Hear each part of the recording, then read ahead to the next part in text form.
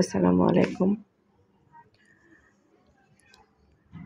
জীবনে প্রথম একটা ভিডিও বানাতে বসেছি আপনাদের জন্য স্নিকার সাঙ্গার বারের।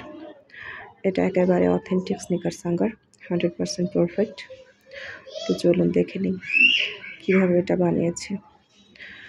এটা প্রথমে একটু হার্ডি মনে হলেও কিছুক্ষণ পর নর্মাল তাপমাত্রা এটা অনেকটা স্ট্রেচি হয়ে যায়। অনেক ভুল ত্রুটি আছে, আপনারা একটু ক্ষমা করে নেবেন, যেহেতু প্রথম ভিডিও, প্রথমবার বানাতে বসেছি। তো শুরু করে দিই।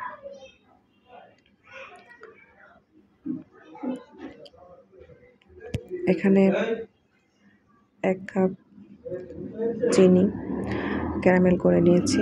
অনেক ভিডিও কেটে গেছে, সরি টু সে।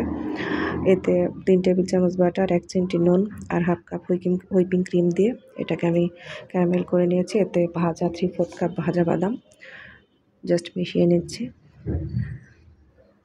এরপর মোল্ডে ঢেলে নেব। আসলে ভিডিওটা আমি বড় করতে চাইনি,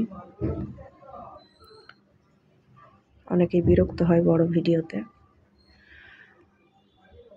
তো মোল্ডে ঢেলে নিয়েছি। তার আগে আমি একটা চকলেটের লেয়ার করে নিয়েছি,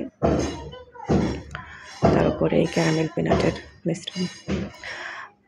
এরপর আরেকটা লেয়ার আমি করব, সেটা হচ্ছে নগাট। চলুন দেখে নিই।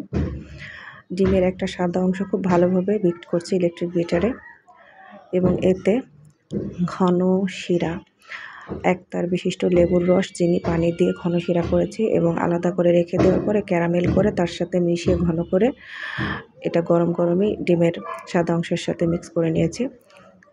কনসিস্টেন্সিটা জাস্ট দেখুন।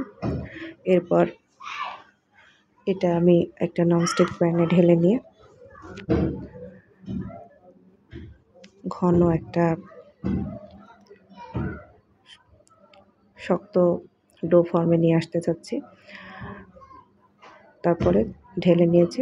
সেট করে নেওয়ার পরে কিছুটা চকলেট গলিয়ে এগুলো জাস্ট ডুবিয়ে নিলেই হয়ে যাবে অথেন্টিক স্নিকার সাঙ্গার বার।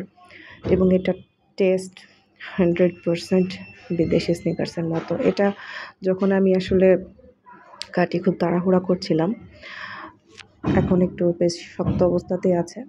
কিছুক্ষণ বাইরের তাপমাত্রায় রেখে দিলে এটা অনেকটা গলে যায়। আর এরকম স্টেজি না হলে স্নিকার সাঙ্গার পাসটা ঠিক মানায় না। ক্যারামেলটা এমন স্টেজি দেখতে ভালো লাগে আর খেতেও।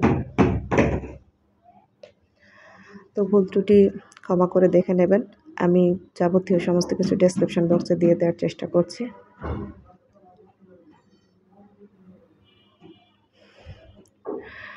প্রথমবার এডিট করতে বসেছি, 3টা বাচ্চার সামনে এটা এতটা সহজও নয়। আপনারা অবশ্যই ক্ষমা করে নেবেন। আর এভাবে একবার বানিয়ে দেখুন। আল্লাহ হাফেজ।